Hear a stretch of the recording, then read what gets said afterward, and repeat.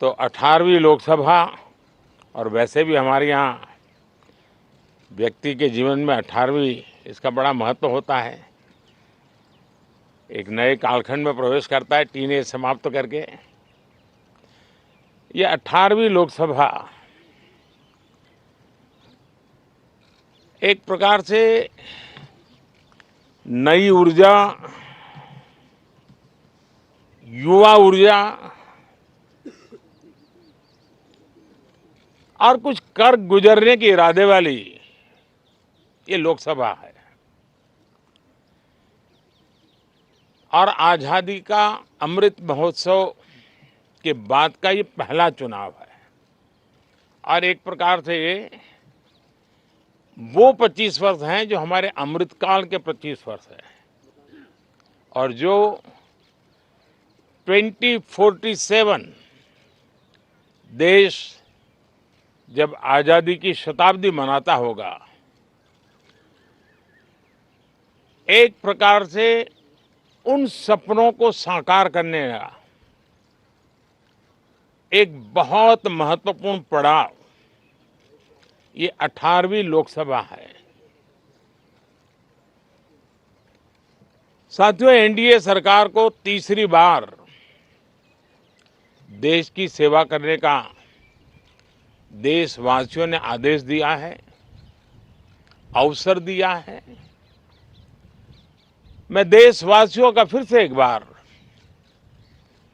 ये अवसर देने के लिए हृदय से आभार व्यक्त करता हूं। और मैं देशवासियों को विश्वास देता हूं कि पिछले 2 टर्म में जिस गति से देश आगे बढ़ा है, समाज के हर क्षेत्र में परिवर्तन साफ साफ नजर आ रहा है। 25 करोड़ लोगों का गरीबी से बाहर आना, ये अपने आप में हर भारतीय के लिए बड़ा गर्व का विषय है। और मैं देशवासियों को विश्वास दिलाता हूं कि 18वीं लोकसभा में भी, हमारे 5 साल के कार्यकाल में भी, हम उसी गति के साथ, उतने ही समर्पण भाव से देश की आशा आकांक्षाओं को पूर्ण करने में कोई कमी नहीं रखेंगे। आज सुबह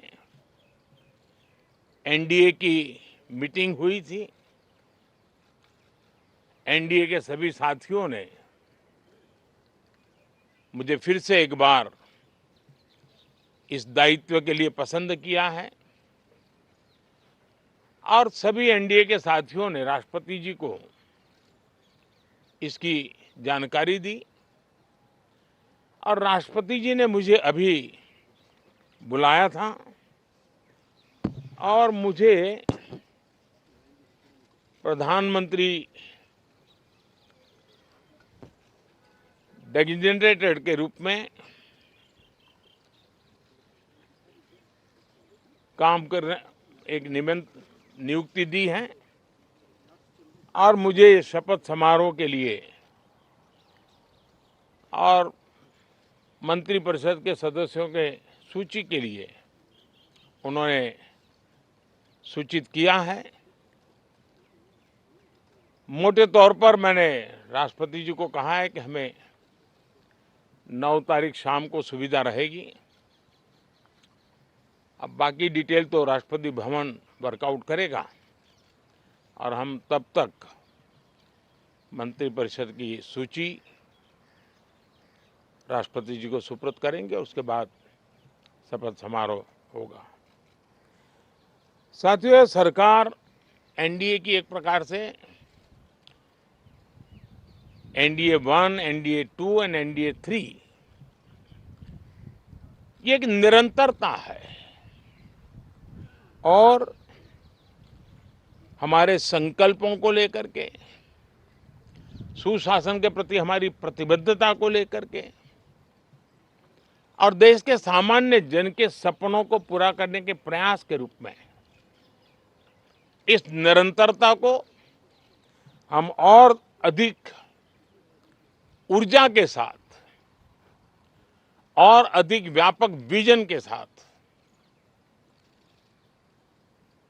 आगे बढ़ाएंगे और समय सीमा में लक्ष्यों को प्राप्त करने का हमारा प्रयास रहेगा। 2014 में मैं बहुत नया था। मुझे अब एक लंबे समय तक इस कार्य का अनुभव मिला है, हमारी टीम को अनुभव मिला है और इसलिए हमारे लिए अब